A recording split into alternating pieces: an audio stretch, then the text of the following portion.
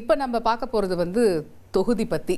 So அந்த வகையில் 2021 தேர்தலில் அமமுகவால் அதிமுக பறிகொடுத்த கந்தர்வக்கோட்டை தொகுதி, அந்த தொகுதியுடைய நிலவரம் என்ன, இப்போ அங்கே இருக்கக்கூடிய மக்களுடைய எதிர்பார்ப்புகள் என்ன, விரிவாக பார்க்கலாமா? பார்க்கலாம். நிச்சயம் ஒரு இன்ட்ரெஸ்டிங்கான காம்பினேஷனாக தான் அது இருக்கும்.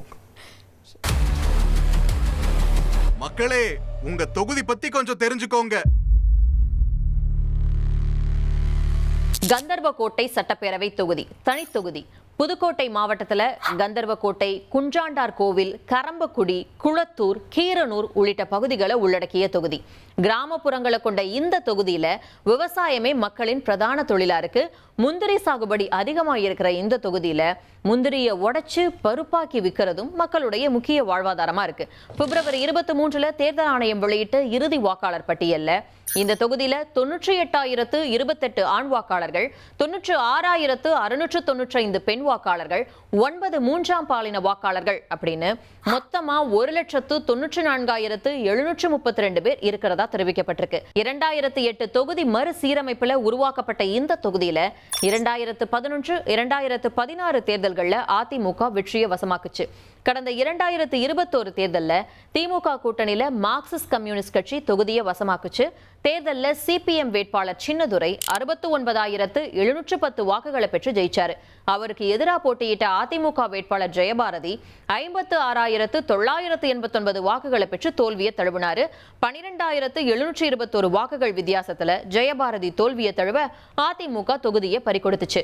2011, 2016 அப்படின்னு தொடர்ச்சியா வெற்றி பெற்ற அதிமுகவுடைய தோல்விக்கு டிடிவி தினகரனோட அமமுக வாக்குகளை பிரிச்சது முக்கிய காரணமா இருந்துச்சு. இந்த தொகுதியில அமமுக லெனின் 12,840 வாக்குகளை பெற்றாரு.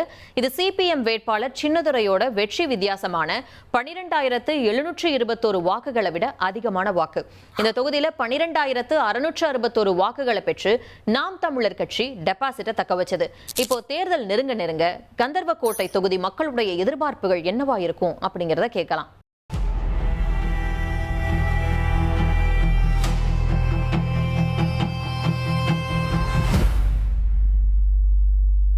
இப்போ இந்த கந்தரோட சட்டமன்ற தொகுதியில் காவிரி வைகை குண்டாறு இணைப்பு திட்டங்கிறது ஒரு 100 நாள் ஆண்டு கனவாக இருக்குது. அந்த கனவு திட்டத்தை இப்போ எல்லா கட்சிகளுமே தேர்தல் வாக்குறுதியாக கொடுத்து அதை நிறைவேற்றணும்னு சொல்கிறாங்க. ஆனால் இது வரைக்குமே நிறைவேற்றலை.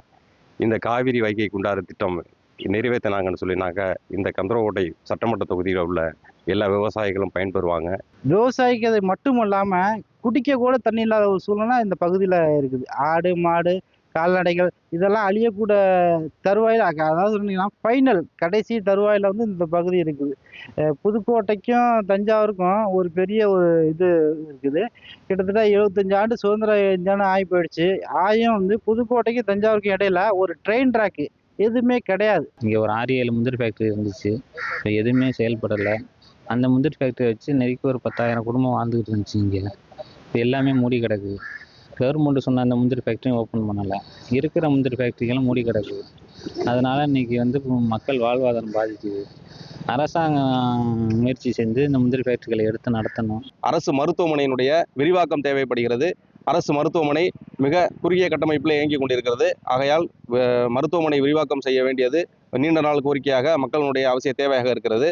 அதே போல பேருந்து நிலையம் ஒரு வசதி கொண்ட பேருந்து நிலையமாக இல்லை. அதனுடைய கட்டுமான வசதி ரொம்ப குறைவாக இருக்கிறது.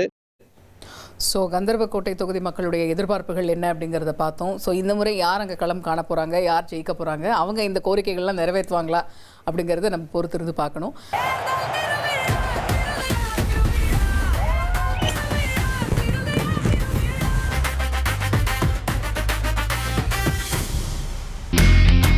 இனி செல்லும் இடமெல்லாம் செய்தி. தந்தி டிவியின் வாட்ஸ்அப் சேனலை ஃபாலோ பண்ணினா செல்ல இருக்கும் இடமெல்லாம் செய்தி. இதோ QR கோட் இப்பவே ஸ்கேன் பண்ணுங்க, ஃபாலோ பண்ணுங்க.